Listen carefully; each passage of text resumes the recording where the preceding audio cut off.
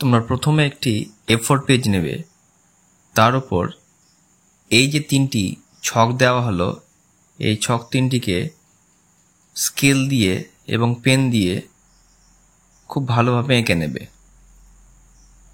এবং যা যা পূরণ করতে হবে, যেমন তোমার নেম, ফাদার্স নেম, বাবার নাম, ক্লাস, রোল, সেকশন,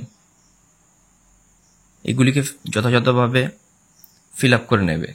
এরপরে তোমরা চলে যাবে দ্বিতীয় পাতায়।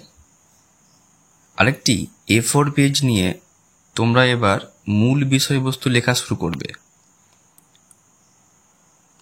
তোমাদের যেমনভাবে লেখা আছে ঠিক সেরকমভাবেই তোমরা দ্বিতীয় পেজ থেকে লিখতে শুরু করবে।